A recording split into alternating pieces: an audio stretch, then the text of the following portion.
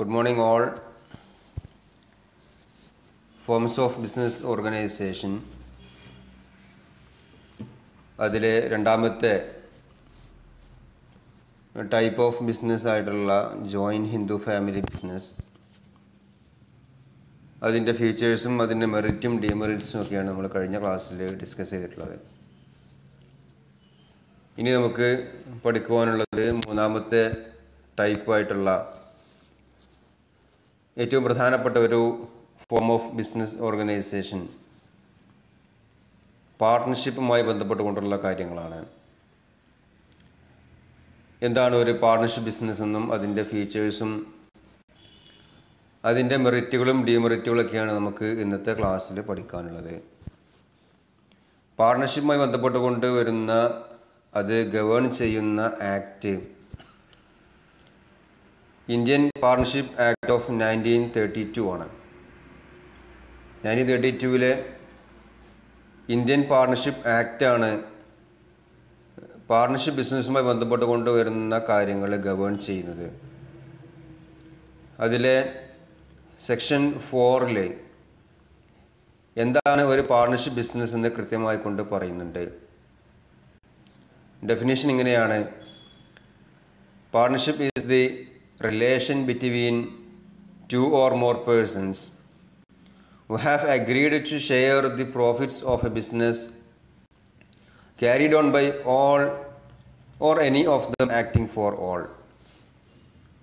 എന്താണ് ഒരു partnership business എന്ന് പറയുന്നത്?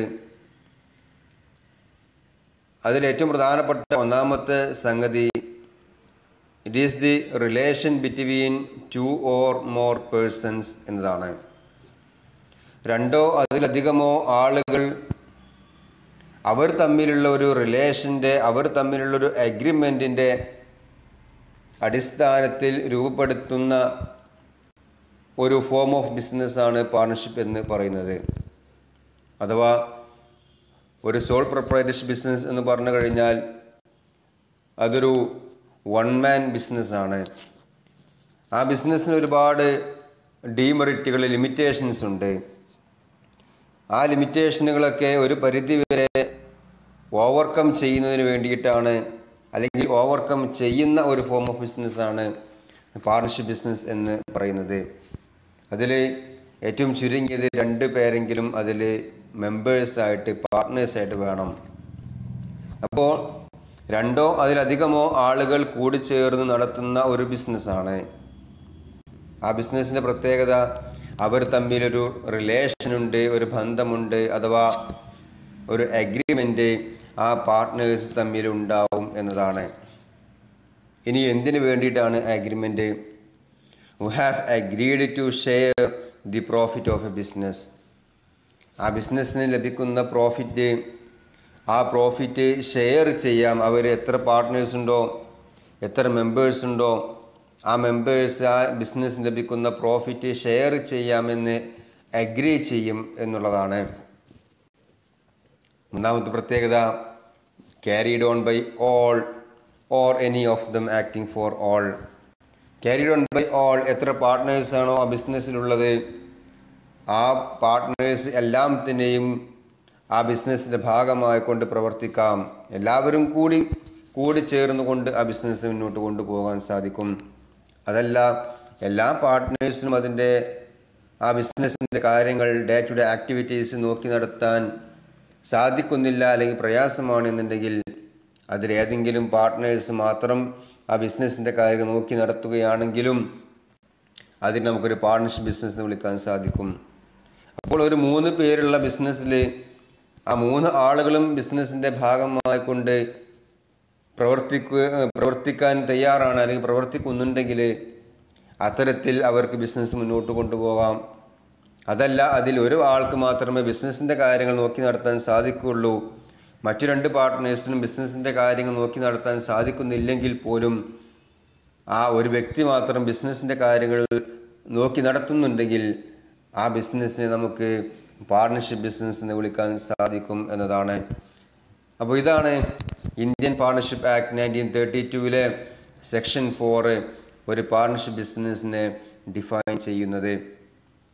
ദെൻ അടുത്ത പഠിക്കാനുള്ളത് the owners of the partnership business are collectively called a firm and individually called partners. ആ ബിസിനസ്സിലുള്ള ഓരോ വ്യക്തികളെയും ഇൻഡിവിജ്വൽ ആയിക്കൊണ്ട് നാം വിളിക്കുന്നതാണ് പാർട്ട്നേഴ്സ് എന്നുള്ളത്. ആ പാർട്ട്നേഴ്സ് എല്ലാവരും കൂടിച്ചേർന്ന് കൊണ്ട് ഒരു ഓർഗനൈസേഷൻ ആയിക്കൊണ്ട് അത് മാറുകയാണ് എന്നുണ്ടെങ്കിൽ, ഒരു പാർട്ണർഷിപ്പ് ബിസിനസ്സായിട്ട് മാറുകയാണെന്നുണ്ടെങ്കിൽ അതിനെ നാം വിളിക്കുന്നതാണ് ഫേം എന്നുള്ള പേര്.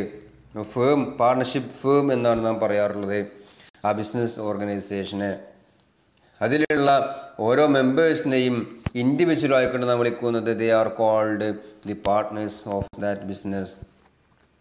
The name under which the business is carried on is known as the firm name. ഏത് പേരിലാണോ ആ ഫേം ബിസിനസ് കാര്യങ്ങൾ നടത്തിക്കൊണ്ടുപോകുന്ന ഒരു പേരുണ്ടാവും ബിസിനസ് ആകുമ്പോൾ, ആ പേരിനെയാണ് നമ്മൾ ഫേം നെയിം എന്ന് വിളിക്കുന്നത്. അപ്പോൾ ഇത്രയും കാര്യങ്ങളാണ് ബേസിക്കായിട്ട് ഒരു പാർട്ണർഷിപ്പ് ബിസിനസ് എന്താണെന്നും അതിൽ ആ പാർട്ട്നേഴ്സ് നാം വിളിക്കുന്ന പേര് എന്താണ് തുടങ്ങിയ കാര്യങ്ങളൊക്കെ. The next you have to study is what are the features of partnership business. ഒരു പാർട്ണർഷിപ്പ് ബിസിനസ്സിൻ്റെ ഏറ്റവും പ്രധാനപ്പെട്ട ഫീച്ചേഴ്സ്, ക്യാരക്ടറിസ്റ്റിക്സ് എന്തൊക്കെയാണ് എന്ന് നോക്കാം. The first one is formation. The partnership form of business is governed by Indian partnership act of 1932. It comes into existence through a legal agreement. Indian partnership act of 1932 പ്രകാരമാണ് നാം ഒരു partnership business ആരംഭിക്കുന്നത്. ആ business നിലവിൽ വരുന്നത് ഒരു legal agreement പ്രകാരമാണ്.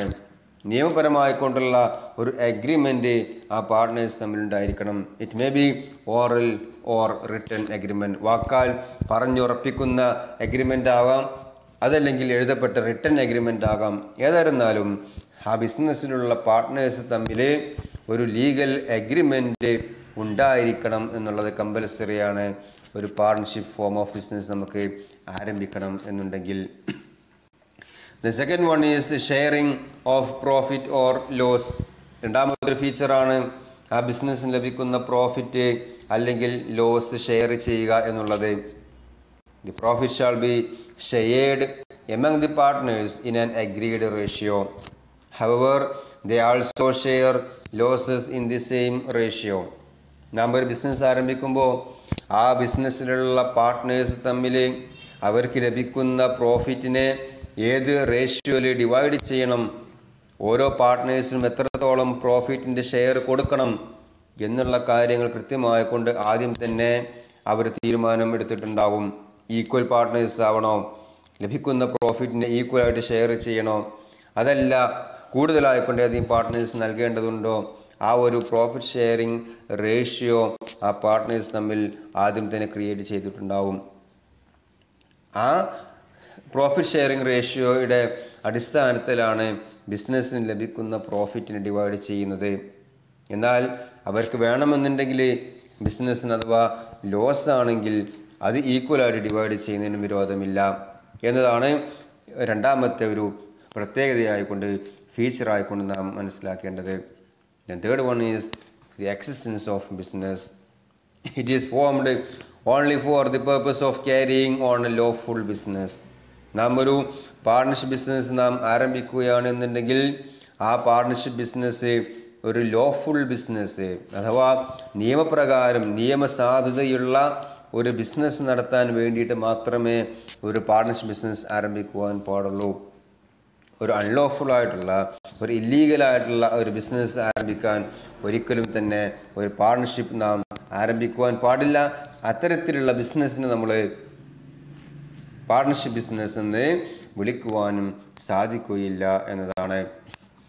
Fourth feature is mutual agency. ആ ബിസിനസ്സിലുള്ള പാർട്ട്നേഴ്സ് എല്ലാം തന്നെയും മ്യൂച്വലി ഏജൻ്റാണ്. The partnership business may be carried on by all or any one of them. അതായത് ഏജൻസി എന്ന് പറഞ്ഞു കഴിഞ്ഞാൽ ഒരു ഏജൻറ്റ് പ്രിൻസിപ്പൽ റിലേഷൻഷിപ്പാണ് ഏജൻസി എന്നുള്ളതുകൊണ്ട് ഉദ്ദേശിക്കുന്നത്. അത് രണ്ട് പാർട്ട്നേഴ്സുള്ള ഒരു ബിസിനസ്സാണ്. എയും ബിയും രണ്ട് പാർട്ട്നേഴ്സാണ്. അതിൽ എ എന്ന് പറയുന്ന വ്യക്തി പ്രിൻസിപ്പലും ബി എന്ന് പറയുന്ന വ്യക്തി ഏജൻറ്റും ആണ് എന്നുണ്ടെങ്കിൽ ആ ഏജൻറ്റ് ചെയ്യുന്ന കാര്യങ്ങൾ എന്തെല്ലാം കാര്യങ്ങളാണോ ബി എന്ന് പറയുന്ന ഏജൻറ്റ് ചെയ്യുന്നത്, ആ ചെയ്യുന്ന കാര്യങ്ങൾക്കെല്ലാം തന്നെയും പ്രിൻസിപ്പലായിട്ടുള്ള എ റെസ്പോൺസിബിൾ ആകും, ഉത്തരവാദിയാകും എന്നതാണ്. അപ്പോൾ ഞാനൊരു വ്യക്തിയെ എൻ്റെ ഏജൻ്റായിട്ട് അപ്പോയിൻറ്റ് ചെയ്യുകയാണ് എന്നുണ്ടെങ്കിൽ എൻ്റെ ഏജൻറ്റ് എന്തെല്ലാം കാര്യങ്ങളാണോ ചെയ്യുന്നത് ഓൺ ബിഹാഫ് ഓഫ് മീ ഞാൻ ഏൽപ്പിക്കുന്ന അല്ലെങ്കിൽ ഞാൻ ഏജൻ്റായിക്കൊണ്ട് അപ്പോയിൻറ്റ് ചെയ്യുന്ന ഒരു വ്യക്തി എന്തെല്ലാം കാര്യങ്ങൾ ചെയ്യുന്നുണ്ടോ ആ ചെയ്യുന്ന കാര്യങ്ങൾക്കെല്ലാം തന്നെയും ഞാൻ ഉത്തരവാദിയാകും. അത് എൻ്റെ ഏജൻറ്റ് ചെയ്ത കാര്യമാണ്, അതുകൊണ്ട് ഞാനത് ആ വിഷയം അറിയില്ല, എന്നോട് പറഞ്ഞിട്ട് കാര്യമില്ല എന്ന് പറയാൻ പറ്റൂല. അതാണ് ഒരു ഏജൻറ്റ് പ്രിൻസിപ്പൽ റിലേഷൻഷിപ്പ് അഥവാ ഏജൻസി റിലേഷൻഷിപ്പ് എന്ന് പറയുന്നത്. മ്യൂച്വൽ ഏജൻസി എന്ന് പറഞ്ഞു കഴിഞ്ഞാൽ രണ്ടുപേരും പരസ്പരം ഏജൻറ്റുമാരാണ്, രണ്ടുപേരും ഏജൻറ്റുമാരാണ്, രണ്ടുപേരും പ്രിൻസിപ്പൽമാരുമാണ്. എയും ബിയും ഉള്ള ഒരു പാർട്ണർഷിപ്പ് ബിസിനസ്സിൽ എ പ്രിൻസിപ്പലാണ്, ബി ഏജൻ്റാണെന്ന് വിചാരിക്കുക. ഞാൻ നേരത്തെ പറഞ്ഞതുപോലെ ബി എന്തെല്ലാം കാര്യങ്ങൾ ചെയ്യുന്നുണ്ടോ ആ ചെയ്യുന്ന കാര്യങ്ങൾക്കെല്ലാം തന്നെയും എ ഉത്തരവാദിയാണ്. അതോടൊപ്പം തന്നെ ഇതേ ബിസിനസ്സിൽ ബി പ്രിൻസിപ്പലുമാണ്, എ ഏജൻറ്റുമാണ്. അഥവാ എ ചെയ്യുന്ന ഓരോ കാര്യങ്ങൾക്കും എയും ഉത്തരവാദിയാകും എന്നുള്ളതാണ്. അഥവാ രണ്ട് പാർട്ട്നേഴ്സും പരസ്പരം ആ ബിസിനസ്സിലുള്ള പാർട്ട്നേഴ്സ് ചെയ്യുന്ന കാര്യങ്ങൾക്ക് എത്ര പാർട്ട്നേഴ്സ് ഉണ്ടോ ആ പാർട്ട്നേഴ്സ് ചെയ്യുന്ന കാര്യങ്ങൾക്ക് ആ പാർട്ണർഷിപ്പ് ബിസിനസ്സിലുള്ള മുഴുവൻ പാർട്ട്നേഴ്സും റെസ്പോൺസിബിൾ ആകും, ഉത്തരവാദിയാകും എന്നതാണ്. അത് ആര് ചെയ്യുന്നു എന്നുള്ളതല്ല, ആ ചെയ്ത വ്യക്തിക്ക് മാത്രമല്ല അവിടെ ഉത്തരവാദിത്വം ഉണ്ടാകുക, നേരെ മറിച്ച് അതിലുള്ള എല്ലാ പാർട്ട്നേഴ്സിനും ഒരുപോലെ ഉത്തരവാദിത്വം ഉണ്ടാകും എന്നുള്ളതാണ് മ്യൂച്വൽ ഏജൻസി എന്നുള്ളതുകൊണ്ട് ഉദ്ദേശിക്കുന്നത്. അഞ്ചാമത്തത് നമ്പർ ഓഫ് പാർട്ട്നേഴ്സ്.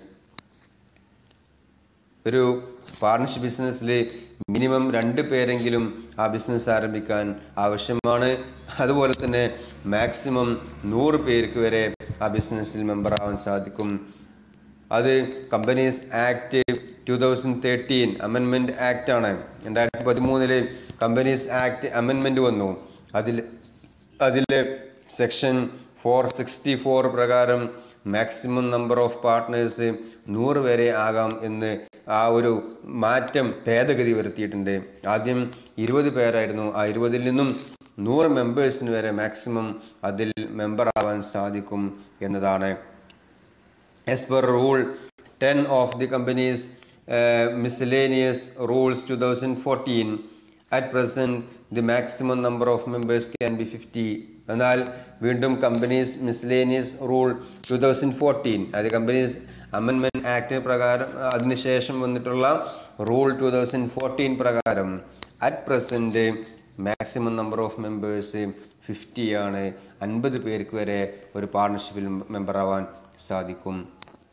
ദെൻ ആറാമത്തെ feature unlimited liability. What is the liability of a partner in a business? The liability of partner is unlimited. പാർട്ട്നേഴ്സിൻ്റെ ലയബിലിറ്റി അൺലിമിറ്റഡ് ആണ്. എന്താണ് ലിമിറ്റഡ് ലയബിലിറ്റി എന്നും എന്താണ് അൺലിമിറ്റഡ് ലയബിലിറ്റി എന്നൊക്കെ നാം പഠിച്ചിട്ടുണ്ട്. ആ ബിസിനസ്സിൽ വരുന്ന മുഴുവൻ ബാധ്യതകൾക്കും ലയബിലിറ്റീസിനും ആ പാർട്ട്നേഴ്സ് ലയബിൾ ആകും. അത് ആ ബിസിനസ്സിലുള്ള അസറ്റുകൾ ഇൻസഫിഷ്യൻ്റ് ആണ് എന്നുണ്ടെങ്കിൽ പേഴ്സണൽ പ്രോപ്പർട്ടീസ് വരെ എടുത്തുകൊണ്ട് ബിസിനസ്സിൻ്റെ ഡെപ്റ്റിനെ, ബിസിനസ്സിൻ്റെ കടങ്ങളെ മീറ്റ് ചെയ്യേണ്ടി വരും എന്നുള്ളതാണ് അൺലിമിറ്റഡ് ലയബിലിറ്റി എന്നുള്ളതുകൊണ്ട് ഉദ്ദേശിക്കുന്നത്. Then 7th one is lack of continuity. Lack of continuity. The death, retirement, insolvency, insanity of any partner can bring an end to the business. ബിസിനസ്സിൻ്റെ കണ്ടിന്യൂവിറ്റി കുറവാണ്. കാരണം ആ ബിസിനസ്സിലുള്ള ഏതെങ്കിലും ഒരു പാർട്ട്ണർ മരണപ്പെടുകയോ ഏതെങ്കിലും ഒരു പാർട്ണർ ബിസിനസ്സിൽ നിന്നും റിട്ടയർ ചെയ്യുകയോ ഏതെങ്കിലും ഒരു പാർട്ണർ ഇൻസോൾവൻ്റ് ആവുകയോ പാപ്പരായി പ്രഖ്യാപിക്കപ്പെടുകയോ ഇൻസൈൻ ആവുകയോ മാനസികമായിക്കോട്ടുള്ള പ്രയാസങ്ങൾ ഉണ്ടാവുകയോ ഒക്കെ ചെയ്യുകയാണെങ്കിൽ അവിടെ ആ ബിസിനസ് അവസാനിക്കും എന്നുള്ളതാണ്. അത്തരത്തിൽ ബിസിനസ് അവസാനിക്കുകയാണെങ്കിൽ അതിനെ നാം വിളിക്കുന്ന പേരാണ് ഡിസൊല്യൂഷൻ ഓഫ് പാർട്ട്ണർഷിപ്പ് എന്നത്. അവിടെ ഇപ്പോൾ 3 പാർട്ട്നേഴ്സുള്ള ബിസിനസ്സിൽ ഒരാൾ മരണപ്പെട്ട് കഴിഞ്ഞാൽ ബാക്കി 2 പാർട്ട്നേഴ്സിനും ആ ബിസിനസ് കണ്ടിന്യൂ ചെയ്യാം. പക്ഷേ ഈ 3 പേരും കൂടി നടത്തപ്പെടുന്ന ബിസിനസ് പിന്നെ ഇല്ല. പിന്നീട് വരുന്നത് ആ മരണപ്പെട്ട വ്യക്തിക്ക് ശേഷം ആരാണ് ബിസിനസ് കണ്ടിന്യൂ ചെയ്യുന്നത്, അവരുടെ മാത്രം ബിസിനസ്സായിട്ട് മാറും. അപ്പോൾ നമ്മൾ ആരംഭിച്ചപ്പോഴുള്ള ആ ബിസിനസ് പിന്നീട് നമുക്ക് മുന്നോട്ട് കൊണ്ടുപോകാൻ സാധിക്കുകയില്ല. അതിനെയാണ് നമ്മൾ ഡിസൊല്യൂഷൻ ഓഫ് പാർട്ട്ണർഷിപ്പ് എന്ന് വിളിക്കുന്നത്. അപ്പോൾ ബിസിനസ്സിൻ്റെ കണ്ടിന്യൂറ്റി കുറവാണ് എന്നർത്ഥം. 8ാമത്തേത് registration of partnership is not compulsory. ഒരു പാർട്ട്ണർഷിപ്പ് ബിസിനസ് രജിസ്റ്റർ ചെയ്യണമെന്നുള്ളത് കമ്പൽസറി അല്ല, നിർബന്ധമില്ല. പക്ഷേ അത് രജിസ്റ്റർ ചെയ്യുകയാണെങ്കിൽ അതിൻ്റേതായിട്ടുള്ള ബെനിഫിറ്റുകളുണ്ട്. നമുക്ക് പിന്നീടുള്ള ക്ലാസ്സുകളിൽ ആ കാര്യം വിശദമായി കൊണ്ട് പഠിക്കാവുന്നതാണ്. So these are the 8 features of partnership. ഇന്നത്തെ ക്ലാസ്സിൽ നാം പഠിച്ചിട്ടുള്ളത് എന്താണ് ഒരു പാർട്ട്ണർഷിപ്പ് ബിസിനസ് എന്നും ആ പാർട്ട്ണർഷിപ്പ് ബിസിനസ്സിൻ്റെ ഏറ്റവും പ്രധാനപ്പെട്ട 8 ഫീച്ചേഴ്സുമാണ് ഇന്നത്തെ ക്ലാസ്സിൽ നാം പഠിച്ചിട്ടുള്ളത്. ആ കാര്യങ്ങൾ കൃത്യമായി കൊണ്ട് പഠിച്ച് മനസ്സിലാക്കുക. ഇന്നത്തെ ക്ലാസ് നാം അവസാനിപ്പിക്കുന്നു. Thank you all.